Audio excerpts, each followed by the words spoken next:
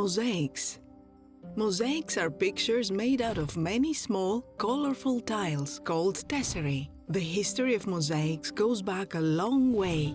In fact, mosaics are the earliest art form that is still in use today. The earliest known mosaics were made in Mesopotamia in around 3000 BC.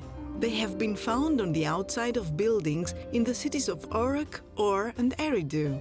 The mosaics were not just decorative, but also protected the buildings from wind and water. Much later, in the 8th century BC, the ancient Greeks used this method to create art.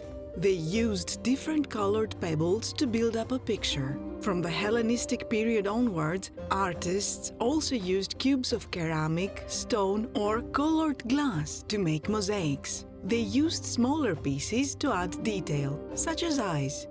These days, wallpaper, tiles, carpets and rugs can all be used to introduce colorful patterns into our homes. The ancient Greeks did the same with mosaics. Several elaborate, well-preserved Hellenistic mosaics have been excavated in the ancient city of Zugma in modern-day Turkey.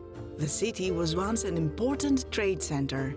Rich people decorated their homes with beautiful mosaics as a symbol of their wealth and status.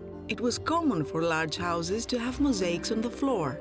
They had to be strong and durable, so the tesserae were usually made of stone. Outer walls were sometimes completely covered in mosaics, and inner walls could be covered in decorative mosaics too. It was even possible to decorate ceilings with mosaics. As well as patterns, ancient Greek mosaics showed pictures of gods, people, animals, food, sporting activities, festivals, farming and landscapes. People chose to display pictures of the things that mattered to them, or that would impress their guests.